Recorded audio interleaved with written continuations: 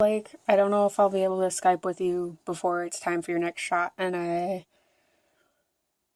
feel bad because I told you I was going to teach you how to do it, so I thought I'd make you this video so that I can at least try to explain it a little bit. My supplies might look different than yours do, but they should be essentially the same thing. So you're going to have 2 different needles and your syringe.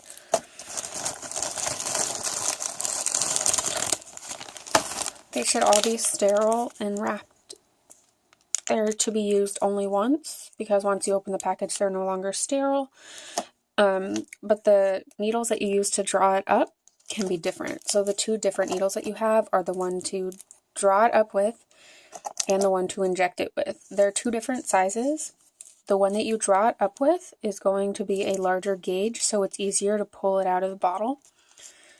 The one that you're going to inject with is going to be longer and of a finer gauge, so it doesn't hurt as much.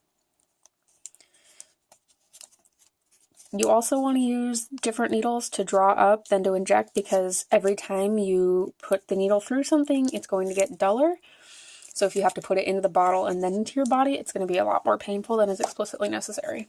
So I don't actually have to do a shot today, but I have a bottle of vitamin B that had expired, so we're going to just demonstrate with that. So first you're probably going to want to identify which one is the drawing up needle. The drawing up needle is going to be of a larger gauge typically,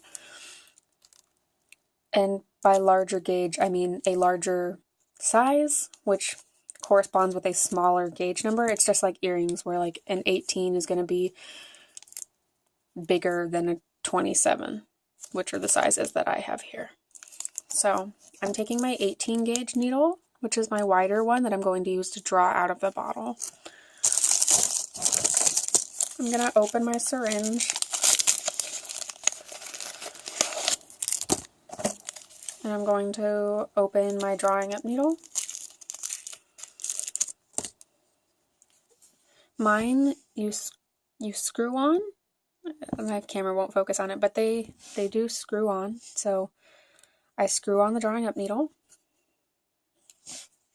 On the needle, or on the syringe, there are going to be lines that tell you how much you're drawing up. Usually, the dose that I know most people are on for tea is half of a milliliter, or 500 cc's. They're the same thing. So you're going to find, we're just going to use that amount as a practice amount. So you're going to find the line on your syringe for half of a milliliter. Mine is right here. It's kind of, you can't really see it behind the plunger. There we go. 1/2. So what you're going to do to draw up your tea is you're first going to draw the amount of air into the syringe that you are going to withdraw of tea, because you want to keep a constant volume inside. I don't know how much of high school chemistry you remember, but if you take out but don't put back in, it's just not pretty. Like it'll spray tea out to try and, or I don't know. Basically, you're just going to want to inject the amount of air that you're pulling out, so you've got a constant volume of stuff in there. Excuse my rambling. I didn't think of what I was going to say before I did this, and we're just going to wing it. So you have drawn up the amount of air that is equal to the amount of testosterone you're going to want to draw up. So you'll see here, I've drawn, again, my camera won't really focus, but I pulled the plunger down to the 1/2 milliliter line. You're going to, usually you're going to want to take an alcohol swab and clean the top of your vial, just so you can make sure that there's nothing on it. There's probably nothing that would hurt you, but it's a good practice to be in. You're going to remove the cap from your drawing up needle. Drawing up needles are typically really large, so it'll be really obvious which one is your drawing up needle and which one is your injecting needle, because you wouldn't want to stab this into your thigh. You're going to take your bottle, and you're going to insert your drawing up needle, push the air that you already drew up into it, and then pull back out.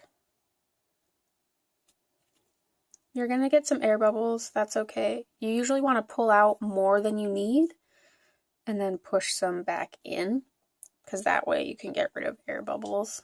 It might take a couple tries to get it just right with no air bubbles. Small bubbles is okay, but really the problem with bubbles is that it means that you're not delivering your full dose, and I mean, you want the full dose. So once you have pulled out the proper amount, which is going to be the same as the air you drew up earlier, you can pull your drawing up needle out.